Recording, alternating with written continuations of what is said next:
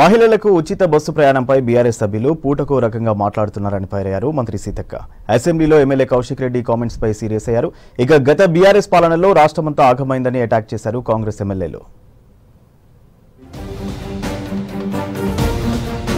అసెంబ్లీలో BRS MLA పాడి కౌశిక్ రెడ్డి మంత్రి సీతక్క మధ్య మాటల యుద్ధం జరిగింది. ఉచిత బస్సు పేరుతో ప్రభుత్వం ప్రజలను ఇబ్బందులు పెడుతోందన్నారు Kaushik Reddy. Free bus journey వల్ల ఆటో డ్రైవర్లు ఇబ్బందులు పడుతున్నారన్నారు. ఆటో డ్రైవర్లకు ఇచ్చిన హామీని ప్రభుత్వం నెరవేర్చాలన్నారు. దీంతో ఉచిత బస్సు ప్రయాణంపై బీఆర్ఎస్ వైఖరి చెప్పాలని ప్రశ్నించారు మంత్రి సీతక్క. ఫ్రీ బస్సు జర్నీపై సీతక్కకు నాలెడ్జ్ లేదని కామెంట్ చేశారు కౌశిక్ రెడ్డి. దీంతో ఫైర్ అయ్యారు సీతక్క. కౌశిక్ రెడ్డిలా అహంకార తెలివి తనకు లేదన్నారు. ఓట్లేస్తారా లేదంటే చస్తా అంటూ ఓటర్లను బెదిరించే నాలెడ్జ్ తనకు లేదని కౌంటర్ ఇచ్చారు.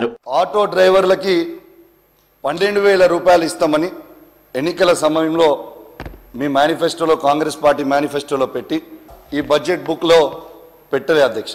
ఆ కేసీఆర్ గారి నాయకత్వంలో 10 లక్షల మందికి 5 లక్షల ఇన్సూరెన్స్ చేసినాం అధ్యక్ష. పాపం మంత్రి గారికి నాలెడ్జ్ లేకపోవచ్చు. నాకు నాలెడ్జే ఉంది, సబ్జెక్ట్ వారుగానే ఉన్నది. కానీ ఆయన లెక్క దురహంకారం ఎటువంటి నాలెడ్జి లేకుంటే ఓట్ల కోసం చస్తా అని బ్లాక్ మెయిల్ చేసే నాలెడ్జి నాకు లేదు సార్. కాబట్టి నీ దురహంకారం మాటలు మానుకో కౌశిక్ రెడ్డి. నీలాంటి దుర్మార్గపు నాలెడ్జ్ నాకు లేదు. నేను కరెక్ట్ ప్రజల కోసం ఆలోచించే నాలెడ్జే నా దగ్గర ఉంది.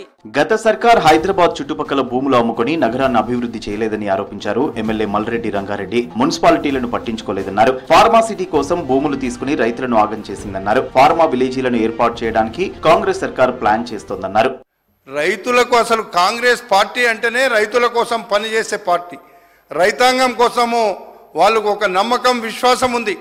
ఈరోజు వాళ్ళను పోలీస్ స్టేషన్లలో పెట్టి పొలాలు గుంజుకున్నారు.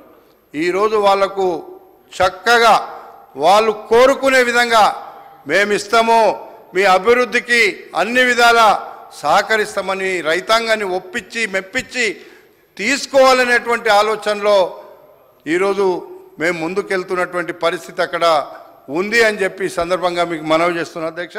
గత ప్రభుత్వం హయాంలో వాణిజ్య పన్నుల శాఖలో భారీ మొత్తం పక్కదారి పట్టిందని ఆరోపించారు ప్రభుత్వ విప్ ఆది శ్రీనివాస్. మన రాష్ట్రానికి చెందిన డీలర్లు ఇతర రాష్ట్రాలకు వస్తువుల అమ్మకాల విషయంలో ఆదాయం రాకుండా పోయిందన్నారు. తప్పుడు ఇన్వాయిస్లు సృష్టించి కోట్ల రూపాయలను కొల్లగొట్టారన్నారు.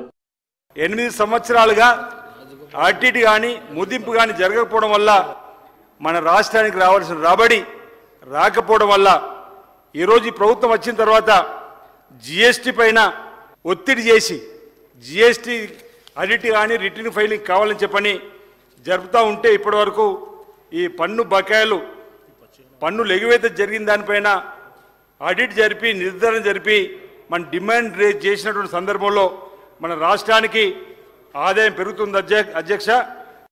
సాగర్ హారంలో బీఆర్ఎస్ నేతలు ఎవరూ పాల్గొనలేదన్నారు ప్రభుత్వ విప్ రామచంద్ర నాయక్. ప్రజలు నమ్మి అధికారం ఇస్తే 10 ఏళ్లు రాష్ట్రాన్ని కేసీఆర్ సర్వనాశనం చేశారని విమర్శించారు. రాష్ట్రాన్ని అప్పులపాలు చేశారని మండిపడ్డారు. అదేవిధంగా టీఆర్ఎస్ ప్రభుత్వం వచ్చిన తర్వాత వారి స్వార్థ రాజకీయాల కోసం ప్రజాస్వామ్య విలువల్ని తుంగలదొక్కి అదేవిధంగా రాజ్యాంగ విలువల్ని ఎన్నో కుట్రలు ఎన్నో సందర్భాల్లో మనం చూసిన అధ్యక్ష. మొత్తం తెలంగాణ రాష్ట్ర నిధులన్నీ కొల్లగొట్టి రాష్ట్రాన్ని ఒక అప్పుల రాష్ట్రంగా, ఒక నిరుద్యోగ రాష్ట్రంగా, మహిళలపై అఘాయిత్యాల రాష్ట్రంగా అధ్యక్ష మేము నిజాలు చెప్తున్నాం అధ్యక్ష. వాళ్ళు జీర్ణించుకోలేకపోతున్నారు.